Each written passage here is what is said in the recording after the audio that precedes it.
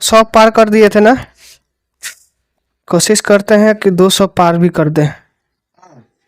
आज तो नहीं, लेकिन आने वाले समय तक कुछ दिनों में पार हो जाएगा। ठीक है, कुछ दिनों में 100 पार कर देना, मैंने 200 पार कर देना है।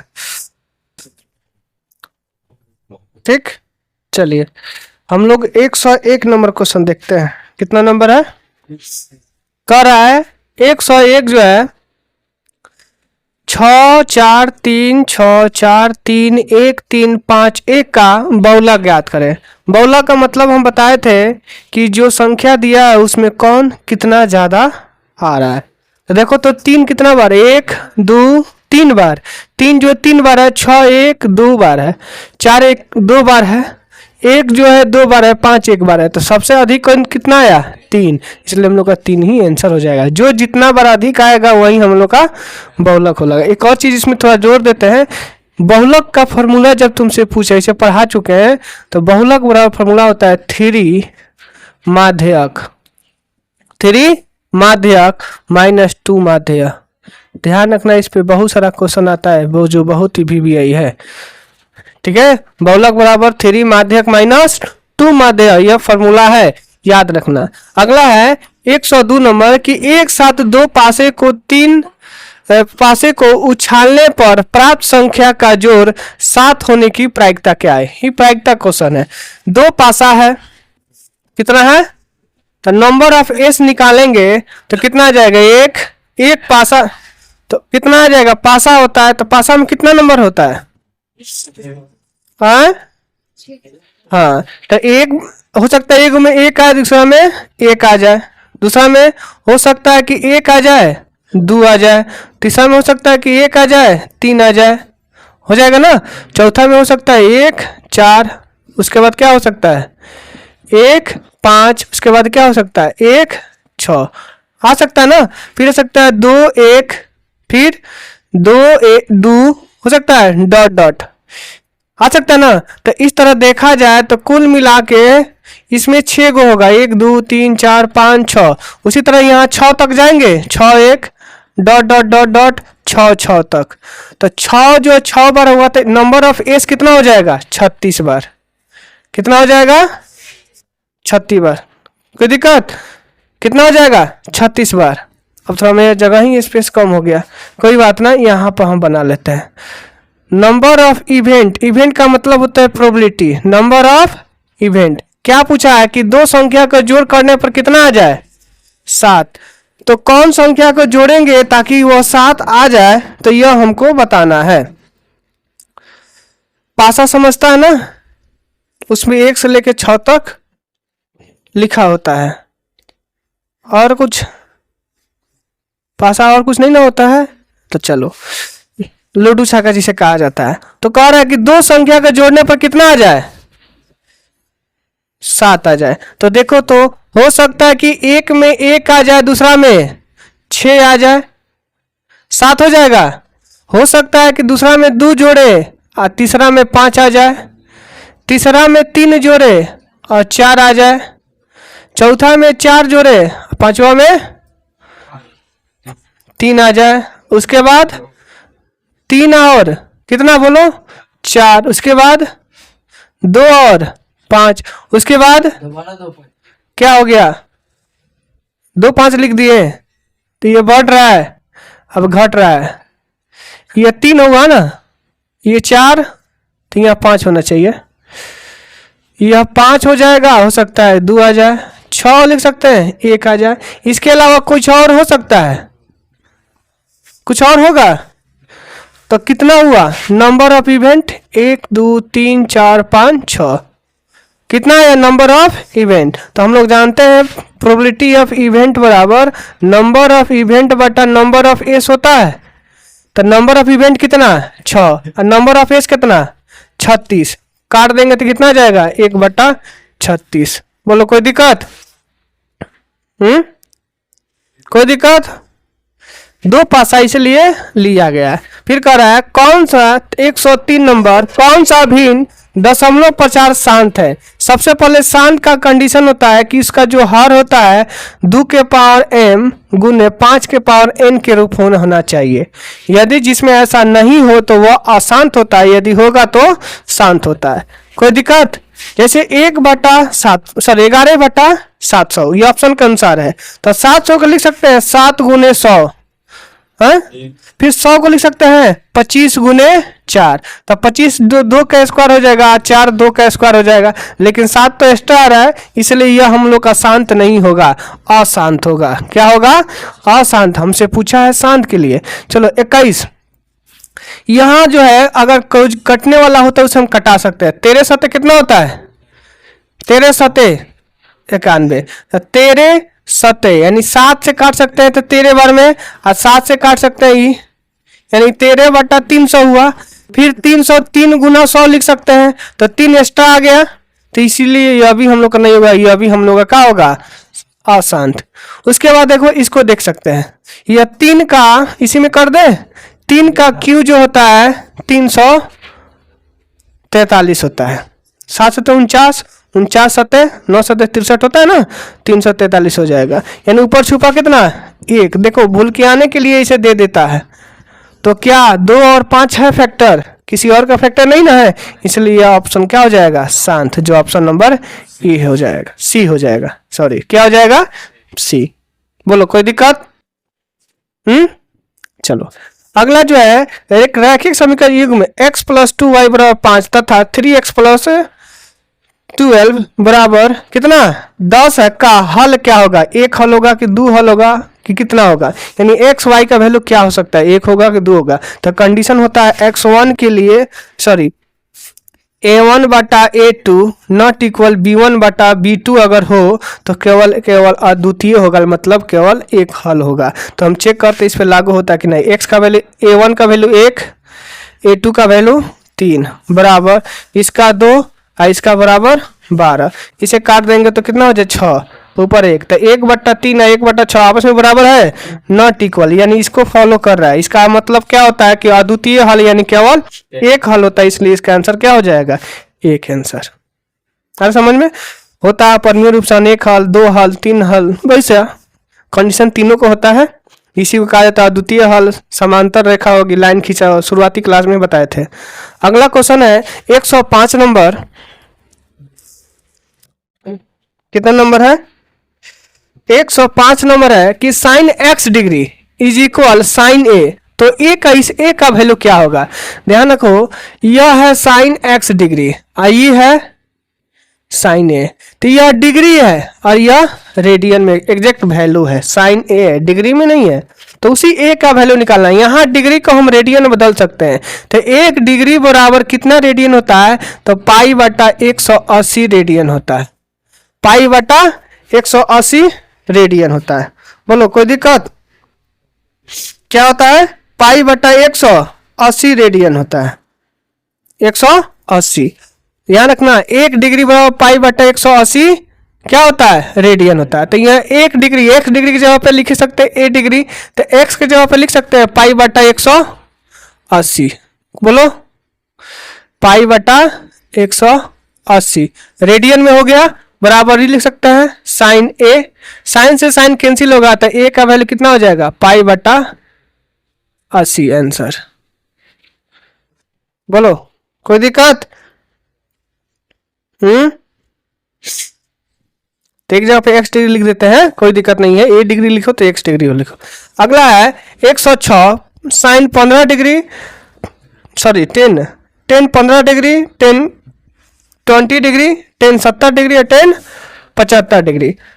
तो इसका वैल्यू क्या होगा? तो हम तुम लोग बताए थे कि यदि डिग्री को जोड़ने पर 90 आ जाए तो उसी को पेयर बनाएंगे, तो 15 और 75 जोड़ेंगे तो कितना हो जाएगा?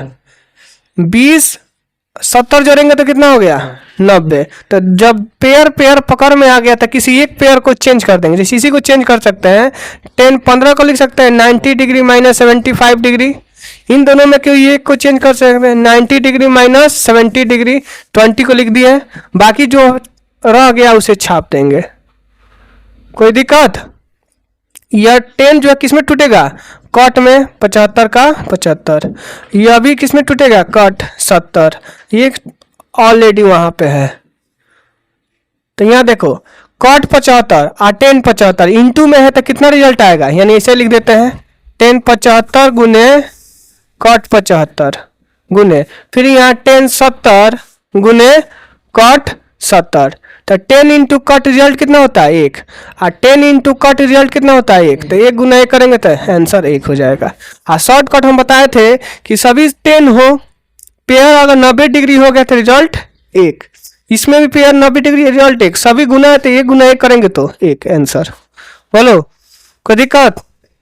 चलिए अगला है 107 नंबर कि जिस त्रिभुज के तीनों शीर्ष यहाँ पे दिया गया है उसकी परिमिति ज्ञात करना है। मतलब एक त्रिभुज दिया हुआ है ऐसे, ओके, इसका नाम मान लेते हैं ए बी सी। इसका कोऑर्डिनेट दिया है 0 4, इसका 0 0 और इसका जो है 3 0। तो पूछा है कि इसका परिमिति, परिमिति का मतलब परिमाप यानी बाउंड्री साइड का सम, इसका सम, इसका सम और इसका सम तीनों जोड़ देंगे तो त्रिभुज की परिमिति निकल जाएगी। आया समझ में। तो निकालने के लिए क्या है कि दो कोऑर्डिनेट दिया है, दोनों का दूरी चाहिए हमें, इसका दूरी प्लस इसका दूरी प्लस इसका दूरी। तो हम ए बी का दूरी निकाल सकते हैं 0 और 0, तो 0 का स्क्वायर करेंगे तो 0, 4 और 0, 4 का स्क्वायर करेंगे तो 16, रूट लगा देंगे तो 16 किसका हुआ 4 का हो जाएगा, यानी इसका दूरी 4 हो गया। कितना आया 4। फिर बीसी का इसमें 0 और 3 करेंगे तो 9 हो जाएगा, 0 0 करेंगे तो 0, इसका रूट चढ़ा देंगे तो कितना हो जाएगा 9 किसका होता है 3। इसमें करेंगे तो कितना हो जाएगा 3 3 9 और 4 चौका 16, जोड़ो तो कितना हुआ 25, 25 किसका होता है 5 का। यानी हमारा बीसी का भी वैल्यू निकल गया 3 और एसी का भी वैल्यू निकल गया 5। तो कह रहा है कि परिमाप निकाले यानी परिमिति, परिमिति मतलब सभी बाउंड्री का सम, सभी जोड़ देंगे तो निकल जाएगा 4 3 7 7 5 12, आंसर 12 यूनिट हो जाएगा। बोलो कोई दिक्कत। चलो इसे नोट करो, फिर अगला क्वेश्चन हम लोग देखते हैं, ठीक है, नोट करो जल्दी, ठीक है। अब 108 नंबर क्वेश्चन देखेंगे। कितना नंबर है ओए चुप। 108 नंबर क्वेश्चन कर रहा है कि एक त्रिभुज एबीसी तथा त्रिभुज डीएफ समरूप है। क्या है समरूप है, तो दोनों का क्षेत्रफल, सुनो, एरिया ऑफ त्रिभुज एबीसी बटा एरिया ऑफ त्रिभुज डीईएफ। जब भी दो त्रिभुज समरूप होते हैं तो उनका क्षेत्रफल हम जानते हैं कि उनकी भुजाओं के वर्ग के अनुपात के बराबर होती है। तो एक भुजा क्या दिया है देखो तो ईएफ है, तो इसमें दिया है, तो दूसरी भुजा पूछा है बीसी, तो ऊपर लिख देंगे बीसी, जो वैल्यू दिया उसी का अनुपात। ऐसे होता है ए बी बटा डी, बीसी ईएफ और एसी और डीएफ का अनुपात होता है, तीनों होता है। तो एक पूछा है इसलिए हम एक लिख दिए, इतना का वर्ग के बराबर है। तो एरिया कितना दिया है, ए का 9 दिया है, बी का कितना दिया है 16, सेंटीमीटर सेंटीमीटर कट जाएगा स्क्वायर में। बीसी का वैल्यू नहीं पता है तो बीसी का बीसी लिख देते हैं। इसका दिया है ईएफ कितना है 42 सेंटीमीटर, इसका स्क्वायर यहाँ फिर लिख देते हैं, यहां से यह कट गया, सेंटीमीटर स्क्वायर सेंटीमीटर कट जाएगा, 9 है, स्क्वायर रूट इधर जाएगा, स्क्वायर इधर जाएगा तो स्क्वायर रूट हो जाएगा 9 बटा 16 बराबर बीसी बटा 42 सेंटीमीटर। 9 किसका स्क्वायर रूट है 3 का, 16 किसका 4 का, कितना है 4, यह बीसी अब बटा 42। देखो तो कटने वाला है, इसे 2 से काट देंगे, ये कट जाएगा 21 बार में, इसे गुना कर देंगे तो बीसी बराबर कितना हो जाएगा है 3 एकम 3 3 दूनी 6, अब बटा हो जाएगा 2, यानी बीसी बराबर कितना हो जाएगा देखो तो बीसी बराबर 3 दूनी 6, 3 एकम 3 ये 5, यानी 31.5 सेंटीमीटर हो जाएगा बीसी का वैल्यू। आया समझ में। अगला क्वेश्चन है 109 कि यदि दो वृत्त एक दूसरे को बाहर से क्या कहते हैं छूते हैं तो दोनों वृत्त से एक साथ गुजरने वाली स्पर्श रेखा क्या होगी। जैसे मान लो कि संख्या पूछा है क्या होगी, कि यह एक वृत्त है और दूसरा यह वृत्त है, तो दोनों को ऐसे टच करने पर एक स्पर्श रेखा गुजरेगी, दोनों से टच करने पर एक स्पर्श रेखा गुजरेगी।